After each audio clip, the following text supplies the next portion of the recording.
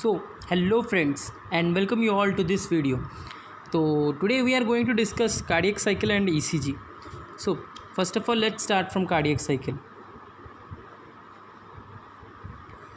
Okay, so what is a cycle? Cycle means repetition of something. Okay, so here in this cardiac cycle there is a repetition of systole and diastole. Okay, first there will be systole, then again diastole, then again systole, and these things happens in both atria and ventricle. So as this happens in a form of cycle, so we call it as a cardiac cycle. Now here to explain you all about cardiac cycle, I'll be considering only left side of your heart, that is left atrium and left ventricle. Okay, so now before that let us see some few introduction points. Okay, so what is the duration of this cardiac cycle? It is around 0.8 second. Okay, now this cardiac cycle is the event of systole and diastole. ये जो event है, this happens in both atrium and ventricle. Okay, so here let us focus on this circle. Okay, inner circle represent the arterial part and outer circle is for ventricular part. Okay, now divide this into 8 parts. Now each part, this part and this part, this is for ventricle. Okay, this is for ventricle, and this inner is for atrium. Okay, now this atrial systole, okay, atrial contraction or systole is 1 second, 0.1 second. So each of this this segment is 0.1 second. Okay, so this is atrial systole, and remaining things, this complete entire 0.7 second, this entire thing is 0.7 second, which is atrial diastole. AD represents atrial diastole, AS represents atrial systole. Okay, this 0.1 is AS. Now similarly in ventricle 0.3 second. Okay, so 3 segment,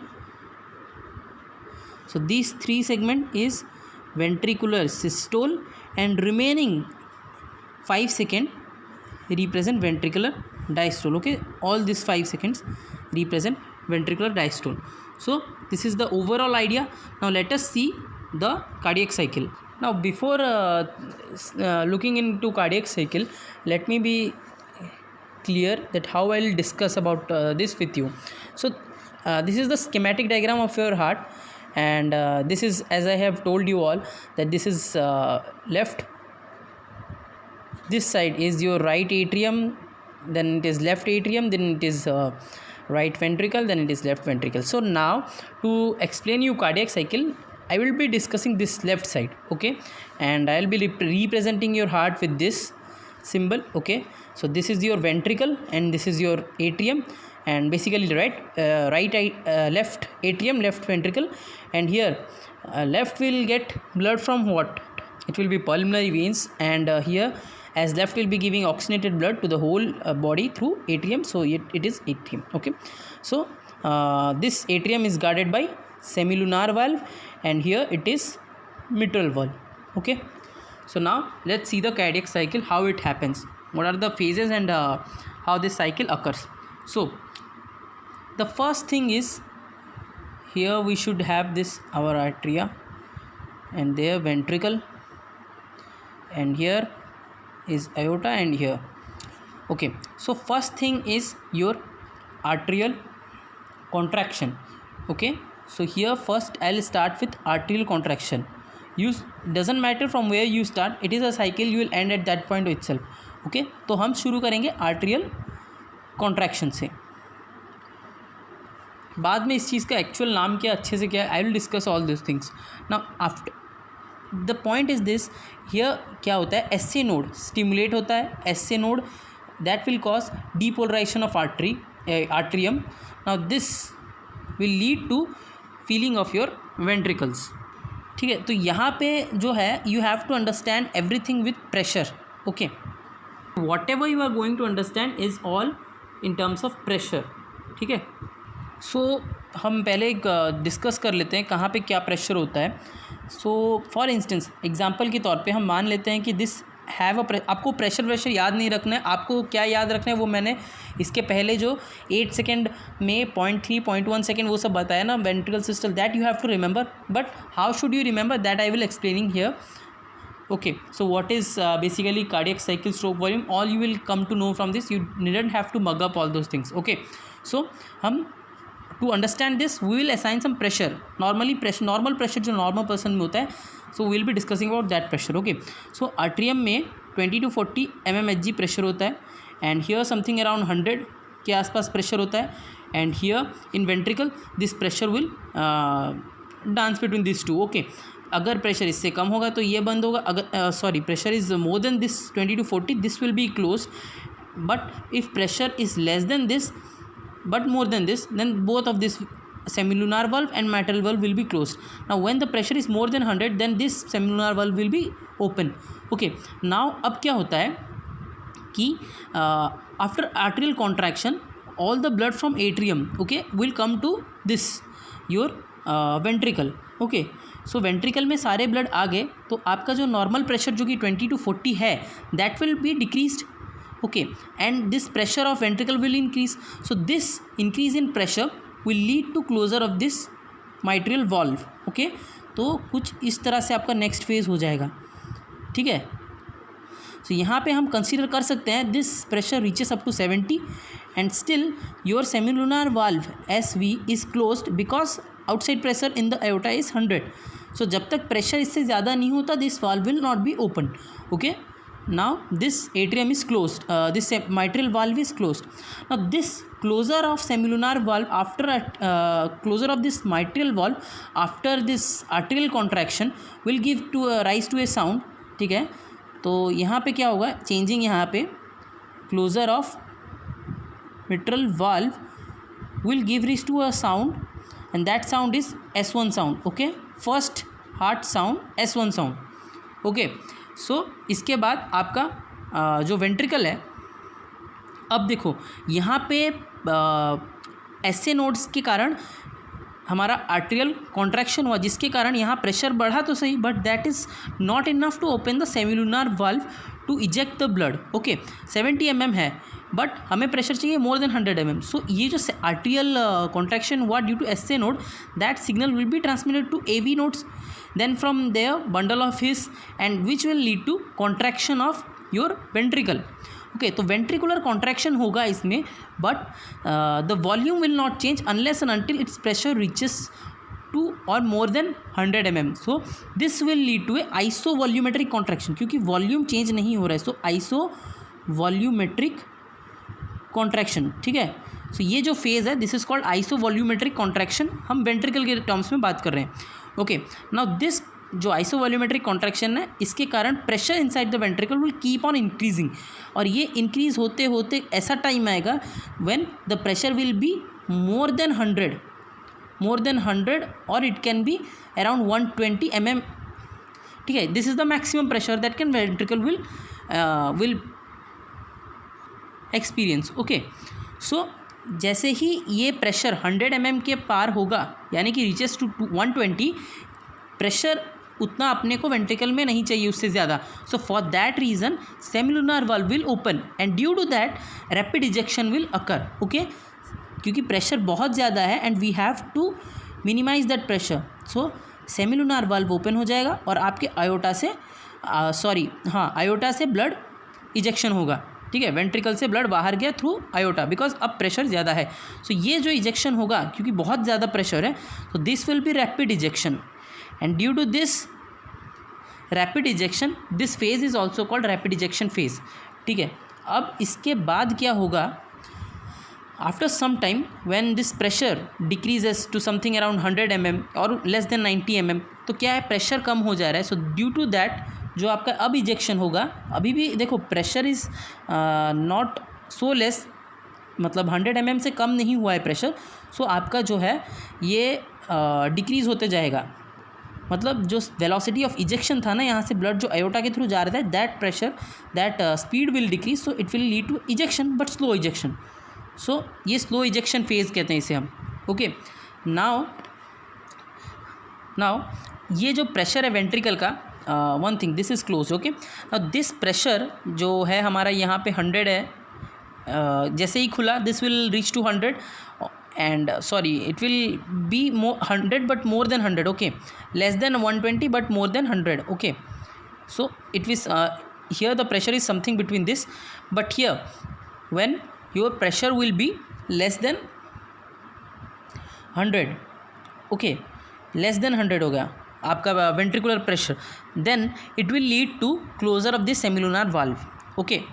तो semilunar valve close होगा। so यहाँ पे हमारा इस phase के बाद this point में semilunar valve closure leads to a sound that is called S2, ठीक है। Second heart sound is due to closure of semilunar valve, ठीक है। यहाँ पे क्लोजर हो जाएगा वाल्व, जिसके कारण सेकेंड साउंड आएगा, हार्ट साउंड। सो कुछ इस तरह से उसके बाद हो जाएगा, ओके। अब एक चीज़ है कि ये जो आर्टरिया है इसकी अब प्रेशर मान लेते हैं 70 है, ठीक है, 70 mm है, which is more than this. यहाँ पे कितना मैंने कहा था 20 to 40 प्रेशर होता है, 20 to 40 mm, और यहाँ पे 100 mm है, ठीक है। तो 70 is more than this but less than this, okay. So ऐसे कंडीशन में चूँकि this is also in a contracted form ना, तो हम रिलैक्सेशन करते जा रहे हैं। देखो the thing which once undergoes contraction have to be relaxed. So यहाँ पे कॉन्ट्रैक्शन हुआ and this goes on contraction contraction contraction then relaxation starts, ठीक है। तो यहाँ से डायस्टोल स्टार्ट हो रहा है। अब ये 1 2 3 ये तीनों फेज जो हैं, all this 3 things, isovolumetric contraction, rapid ejection, slow ejection, all this 3 things comes under ventricular systole. Contraction is nothing but systole, okay. तो वेंट्रिकुलर सिस्टोल। अब यहाँ से after slow ejection when pressure keeps on decreasing, ठीक है, 100 के बाद फिर decrease होना शुरू करता है, जिसके कारण the semilunar valve get closed is the point from where ventricular diastole begins, okay. So यहाँ पे 70 mm Hg है, जिसके कारण प्रेशर ना तो इससे ज़्यादा है ना ही इससे कम है। So that's why both of this valves are closed due to which there is a constant volume. So that's why this phase is called isovolumetric, और क्या हो रहा है, रिलैक्सेशन। सो आइसोवॉल्यूमेट्रिक रिलैक्सेशन, ठीक है। तो यहाँ पे रिलैक्सेशन हो रहा है, ठीक है। सो ये जो कॉन्ट्रैक्टेड स्टेट था जिसके कारण 70 mm Hg अपना प्रेशर था, that will keep on decreasing and एक टाइम आएगा जिसके बाद ये जो वेंट्रिकुलर प्रेशर है which will be less than this, ठीक है। इससे लेस जैसे ही होगा हमारा माइट्रल वाल्व का क्या होगा, ओपनिंग हो जाएगा। तो माइट्रल वाल्व का ओपनिंग जैसे ही होगा इसमें हमारा फीलिंग स्टार्ट हो जाएगा, क्या, वेंट्रिकल में रैपिड फीलिंग हो जाएगा, ठीक है। वेंट्रिकल में रैपिड फीलिंग हो जाएगा एंड जैसे यहाँ पे रैपिड फीलिंग हुआ उसके बाद स्लो इजेक्शन आता है, वैसे ही यहाँ पे भी स्लो फीलिंग होगा, ठीक है। आपको ये जानना नहीं है, आपको बस जानना है कब माइट्रल वाल्व खुला, कब सेमिलुनार वाल्व क्लोज हुआ, कब माइट्रल वाल्व क्लोज हुआ, कब सेमिलुनार वाल्व ओपन हुआ। So you have to remember this and another thing that you have to remember is contraction relaxation, ठीक है। तो ये रैपिड फीलिंग एंड ये फिर स्लो फीलिंग, ठीक है। सो स्लो फीलिंग एक बार हो गया, after that again this SA node stimulates and causes arterial contraction. So this is your complete cardiac cycle that you must understand to remember 0.8-0.3 seconds, okay। तो वो 0.8-0.3 second कुछ ऐसे ही होता है। अब एक चीज़ जो आपको याद रखना है वो ये है, first thing is this S1, then second thing is this S2 and देखो जब आपका यहाँ पे मैक्सिमम आर्टरियल कॉन्ट्रैक्शन के बाद जब प्रेशर इंक्रीज़ होता है और ये चीज़ बंद हो जाता है ना mitral valve, at this time it is your this ventricles are filled to its maximum limit, ठीक है। तो उसको हम कहेंगे, क्योंकि ये 1 2 3 4 ये जो फेजेस होती है ना, ये वेंट्रिकुलर डायस्टोल की फेजेस हैं, ठीक है। So these 4 things counts for ventricular diastole. Ventricular diastole ख़त्म होने के बाद वेंट्रिकल में कितना वॉल्यूम डिपॉजिट हुआ, that will be the maximum volume that your heart will pump out, okay. So that's why this is the important volume and it has its own name, ठीक है। सो इस वॉल्यूम का नाम होता है एंड डायस्टोलिक वॉल्यूम, ठीक है। So you have to remember this. Then after rapid ejection and slow ejection आपके वेंट्रिकल में कुछ वॉल्यूम रह जाता है, एंड दैट वॉल्यूम, क्योंकि ये चीज़ है हमारा क्या, systole, so after systole there is a volume, so that's why we call it end systole volume. Okay, so इसमें हम इसके बाद हम जो इजेक्शन करते हैं, so now the thing is, आपको जो होता है स्ट्रोक वॉल्यूम एक चीज़ आती है, so you have to remember this stroke volume. So what is stroke volume? देखो, stroke volume is the amount of blood that your heart pumps in one cycle. ठीक है, आपके वेंट्रिकल से जो ब्लड पंप आउट हुआ in one cycle is called stroke volume. ठीक है, कितना हार्ट का आउटपुट है is called stroke volume in one cardiac cycle. So that is equal to, देखो, एंड डायस्टोलिक वॉल्यूम मतलब कितना हमारे वेंट्रिकल में वॉल्यूम आया, minus end systolic volume, after ejection कितना वॉल्यूम रह गया is called stroke volume. Okay, so ये कितना होता है 70 ml. देन स्ट्रोक वॉल्यूम के बाद आता है cardiac output. Cardiac output, so cardiac output is stroke volume into heart rate. ठीक है, एक मिनट में टोटल आउटपुट कितना हुआ हार्ट का, so that is cardiac output. So ये 70 stroke volume into heart rate 72, something around आपका आ जाएगा 5000 ml, that is 5 litre. So this is the thing that you have to learn in cardiac cycle. अब एक चीज़ है S1 sound, S2 sound. Okay, so S1 sound तो हमने बता दिया क्या है, और S2 साउंड क्यों होता है, closure of what leads to, हमने बता दिया S1 S2. नाउ लब डब साउंड होता है, यू मस्ट बी कन्फ्यूज्ड कि लब पहले आता है कि डब पहले आता है. So let me be clear, first lub occurs then dumping occurs. Okay, so lub sound is S1 and dub sound is S2. बट इसके अलावा भी हार्ट में साउंड होता है that are S3 and S4. अब S3 होता है ड्यूरिंग एक्सरसाइज, जो रैपिड इजेक्शन फेज़ है, rapid ejection phase normally in exercise and children S3 होता है. ठीक है, रैपिड इजेक्शन फेज़ में, सो रैपिड इजेक्शन फेज़ में S3 होता है in normal condition, exercise time में और चाइल्ड में आपको S3 मिल जाएगा. But S4 is pathological. Okay, because S4 आपको रेस्ट्रिक्टिव जो डिजीज़ होती हैं हार्ट की, रेस्ट्रिक्टिव मायोकार्डियोपैथीज, उन सब में आपको S4 you will hear S4 sound. Okay, means when there will be arterial stiffness that will lead to S4 sound. Now let us read about ECG. So the basic thing is many people used to do mistake in the full form of ECG. आप ये गलती कर देते हो कि what is ECG. Many people think it is electrocardiogram. Okay, it is not electrocardiogram, it is electrocardiograph. Because in biology we are very much interested towards the result. Okay, और result हमको कहाँ से मिलेगा, result हमको graph से मिलेगा, ना कि मशीन से. ओके, मशीन होगा तो वो फिज़िक्स आ जाएगा, तो हमको ग्राफ में इंटरेस्ट है, electrocardiograph. So ECG is electrocardiograph, not gram. ठीक है, सो इलेक्ट्रोकार्डियोग्राफ बेसिकली एक ग्राफिकल स्टडी है. ठीक है, जिसमें आप NCERT में you will come across this graph. This is P, then this, then a small curve is there. Many of you must be thinking repetition of cycle, then this must be P. So it is not like this. So ये होता है P, this is Q, this is R, this is S, this is T and this is U. Okay, so P, Q, R, S, T ये graph होते हैं. So before that, पूरा बताने से पहले एक चीज़ देख लेते हैं हम यहाँ पे. So जो आप जैसे नॉर्मल ग्राफ पेपर आपने देखा होगा, वैसे इसमें भी ग्राफ होती है. बस बेसिक डिफरेंस ये है, जो नॉर्मल ग्राफ में आप देखते हो 10 बॉक्सेस होती हैं, 10 × 10. इसमें 5 × 5 होता है, 3 4 5. Okay, and here 1 2 3 4 5 × 5, 1 large box. ठीक है, ये एक लार्ज बॉक्स हो गया, and this is called the small box. तो ग्राफ में कुछ इस तरह से होता है, हर ग्राफ में एक्स एक्सिस होता है, वाई एक्सिस होता है, इसमें भी है. ठीक है, ये वाई ये X correspond to time and Y correspond to volt in milli volt. ठीक है, मिली वोल्ट.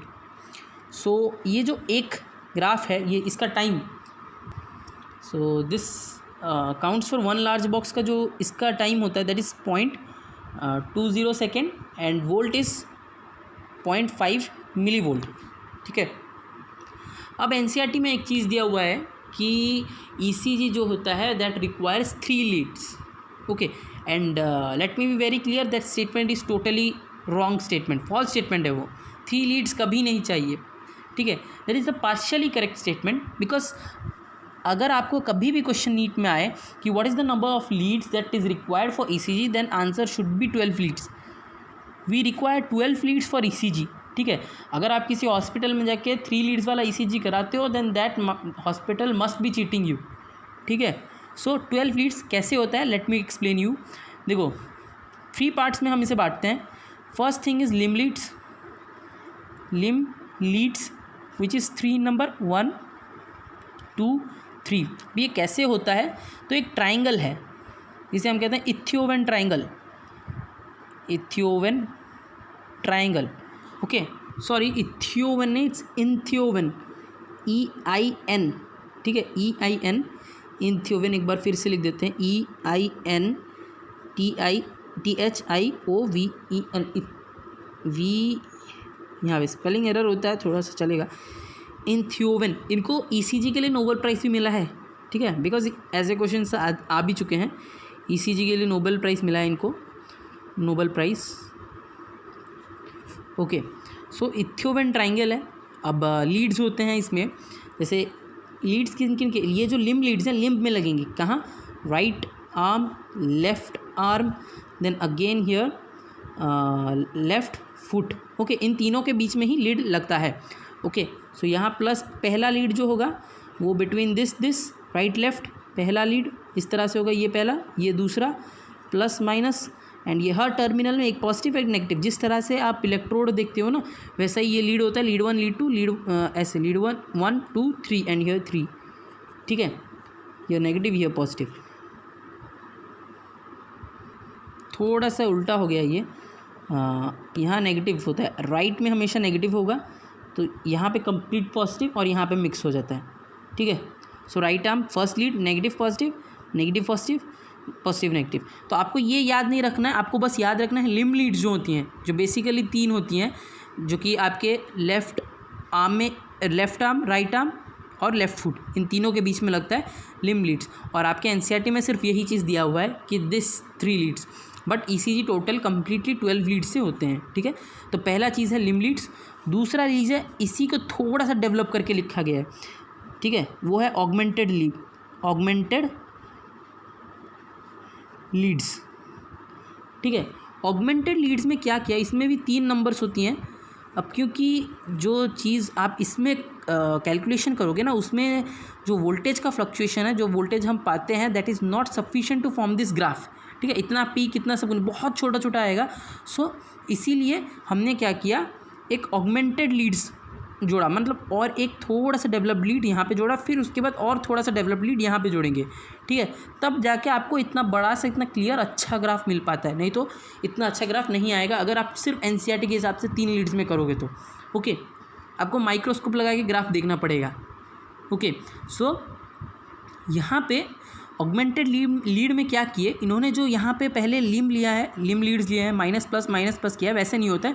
यहाँ पे होता है कि एक अगर राइट आर्म को पॉजिटिव लिया तो लेफ्ट आर्म और लेफ्ट फुट दोनों को पहले लीड में नेगेटिव ले लेंगे। दूसरे लीड में if you are taking left arm positive then you have to take right arm and left foot negative, और थर्ड केस में वैसे ही करेंगे। अगर इसको पॉजिटिव लिया, इन दोनों को मैं नेगेटिव लूँगा इन ऑगमेंटेड लीड्स। ठीक है, तो आपको जानना नहीं है, आपको बस इतना जानना है कि 12 लीड्स होते हैं, और 12 लीड्स किस तरह से हुए, 3 एंड हियर चेस्ट लीड होती हैं 6। ठीक है, आपके हार्ट के बॉर्डर्स पे यानी कि चेस्ट में ही हम लीड्स लगा देते हैं। ठीक है, and that are 6 in number. So this 6 + 3 9 + 3 12, तो 12 leads forms results to give this graph. Okay, ये मिल के इस ग्राफ को देते हैं। So P wave corresponds to what, atrial contraction और आर्ट्रियल डीपोलराइजेशन। ठीक है, QRS कॉम्प्लेक्स जो है this deals with ventricular depolarization and T wave deals with ventricular repolarization. So ये है आपका ECG का बेसिक मतलब. इसी को आपको जानना है, आपके एग्जाम में बस यही पूछता है, ठीक है. P stands for what? Arterial depolarization.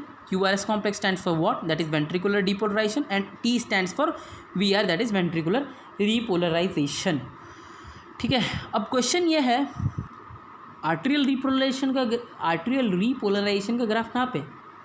So that is nothing, क्योंकि आर्टेरियल रीपोलराइजेशन का जो हमारा है, जो इम्पल्स जनरेट होगा ना उस समय, दैट इज़ सो मिनिमल कि हमको उसको ग्राफ में, इस ग्राफ में शो ही नहीं कर सकते हम, ठीक है. सो आर्टेरियल रीपोलराइजेशन को अलग से ग्राफ नहीं बन सकता है. ओके, नाउ आपके एनसीईआरटी में PQRST दिया हुआ है, बट मैंने यहाँ पे एक एक्स्ट्रा चीज़ बताया, दैट इज़ U, जो कि आपके एनसीईआरटी में बनाया हुआ है. If you will see it the NCERT figure, you will find there is a this elevation, but there is no name given to this elevation, but this name is U. okay, इसका नाम जो है U है. and why it is named U आपको बताते हैं. इसका importance क्या है? दो इंपॉर्टेंस है. ये U वेव जो है, this gives information about the Purkinje fiber repolarization, ठीक है. Purkinje fiber repolarization, and second thing that gives you is papillary muscle repolarization. So where is papillary muscle? Papillary muscle, इसके बारे में मैंने अपने इसके जस्ट पहले वीडियो में डिटेल बताया कि पैपिलरी मसल क्या होता है, उससे क्या लगा है और वो कितने होते हैं और कहाँ होते हैं. I have told all this things in my previous video. तो जिसने नहीं देखा है, you must go to the previous video, that is anatomy of heart. So papillary muscle repolarization. Okay, so अब इस ग्राफ का इम्पोर्टेंस क्या है, ठीक है. देखो ये जो ग्राफ है ना, इसमें बहुत सारी चीज़ें हैं. जैसे कि अगर ये एक नॉर्मल पर्सन का ग्राफ हो गया, ठीक है, जो मिली वोल्ट मैंने बताया, एक नॉर्मल पर्सन का एक नॉर्मल रेंज आता है. उस रेंज के अगर अंदर आपका भी मतलब ECG हुआ और आपका जो ग्राफ आया, उसका हाइट, उसका टाइम, ठीक है, हर एक दिस थिंग, इसका टाइम और हाइट, वैसे ही इसका टाइम और इसका हाइट, इसका टाइम, इसका हाइट, इसका टाइम, इसका हाइट, ये सब अगर नॉर्मल रेंज के अंदर है, जो एक स्टैंडर्ड ग्राफ है उसके रेंज के अंदर है, so then you are okay. But अगर थोड़ा ऊपर नीचे हुआ, then you must be suffering from any disease. So that's why this graph is important to find out the heart dysfunctions. Okay, so these are the importance of ECG and cardiac cycle. So this is all about this cardiac cycle and ECG, and in next video we'll complete the remaining things in the chapter. Till then, practice well from the group questions given in the group, my Facebook group. आप नीचे description में जाके you can go through the link to the Facebook group and join that group. There you will get many questions. okay, so solve कीजिए उन questions को, because जितना practice करोगे उतना ही competition में आगे बढ़ोगे. so because practice is the only secret to get seat. ठीक है, so keep practicing and enjoy. Thank you and have a nice day.